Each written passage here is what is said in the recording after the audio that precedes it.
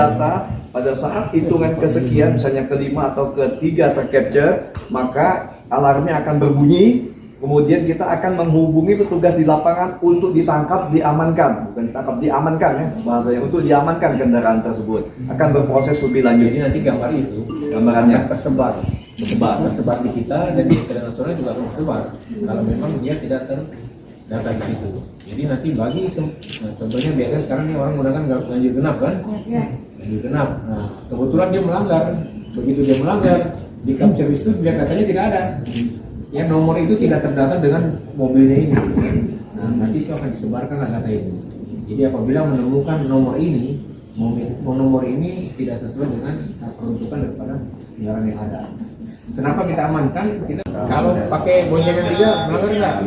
Nanti yang sering ditilang kita umum aja. Terus pakai handphone, anak di bawah umur, itu sepeda motornya. Ya, terus tidak menggunakan spion, tidak menggunakan lampu sen, itu aja. Saya rasa itu umum semua loh ya. Itu yang semua kira-kira teman-teman kalau pernah ditilang, tidak ada tilang misalnya tidak pakai pentil, nah, itu nggak ada ya. Kira-kira begitu kan, atau pakai sandal jepit, nggak ada. Artinya yang sesuai dengan kelengkapan dan ketentuan orang berlalu lintas.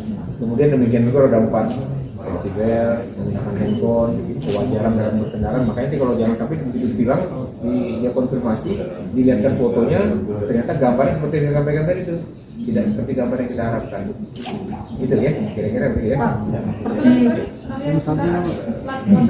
Kalau plat bodong, nah dirasakan.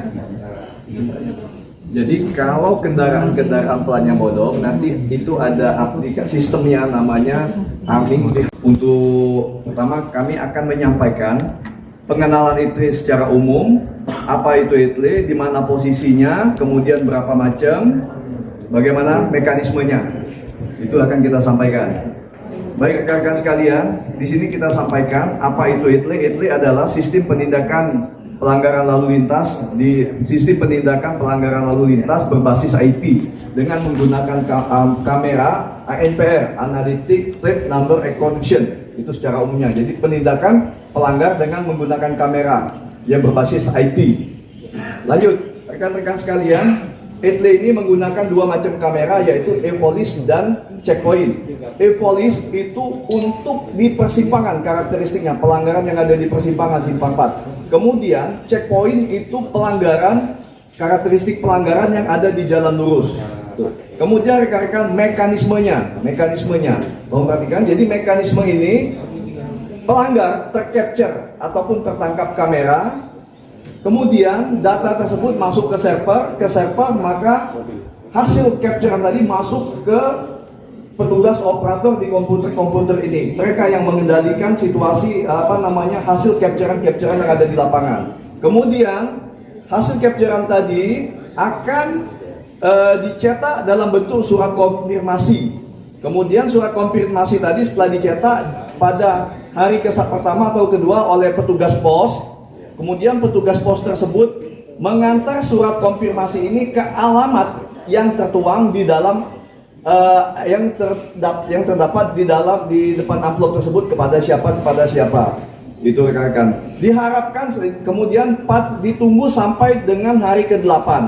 Di hari ke-8 apabila pelanggar tadi tidak datang untuk melaksanakan konfirmasi, maka di hari ke-9 data kendaraan akan diblokir. Namun apabila diduga pelanggar ini datang, maka kalau dia mengklarifikasi, mengakui pelanggarannya, maka akan dilaksanakan penilangan. Setelah ditilang, akan keluar BRIPA di nomor handphone yang diberikan pada saat konfirmasi tadi.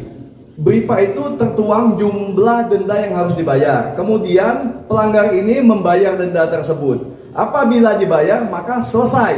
Namun apabila tidak dibayar, sampai dengan hari ke-15 sejak tercapture, di hari ke-16-nya, apabila tidak membayar ini, maka secara sistem data kendaraan akan diblokir. Sampai di situ itu mekanismenya.